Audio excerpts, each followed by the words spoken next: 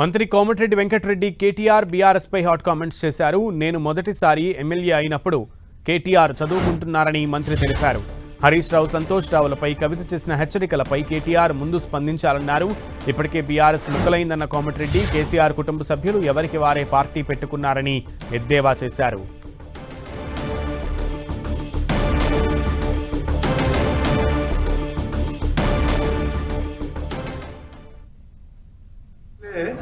హరీష్ రావు, సంతోష్ రావు మా బావను మొత్తం దోసుకుని మొదటి టర్మ్లో కాళేశ్వరం పేరు మీద రావన్న నువ్వు జాగ్రత్త, నీ పని కూడా కథమైద్ది అన్నాడు. దాని మీద జవాబు చెప్పమన్నాను.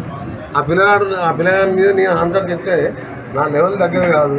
ఆయన ఉద్యమం లేడు. నేను కొట్లాడినప్పుడు, నేను ఎమ్మెల్యే అయినప్పుడు ఆయన అమెరికా గుంటూరులో చదువుకుంటున్నా.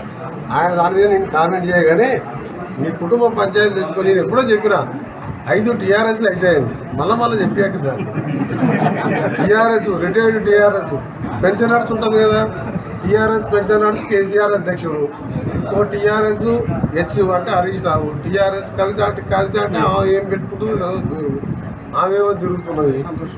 టీఆర్ఎస్ ఎస్, టీఆర్ఎస్ కేటీఆర్, టీఆర్ఎస్ హిమాంశు రావు, ఈ చాలా పార్టీలు వస్తాయి. ఆ పార్టీ గురించి మాట్లాడే టైం వేస్ట్. కాటన్ ఒడ్డు ఖరాబ్ మీరు అడుగుతుంటే బొందల పడ్డారు పార్టీని పట్టుకొని ఎందుకు? ఎప్పుడైతే టీఆర్ఎస్ బీఆర్ఎస్ పెట్టుకున్నో, బీఆర్ఎస్ అంటే బొందలగడ్డ రాష్ట్ర సమితి.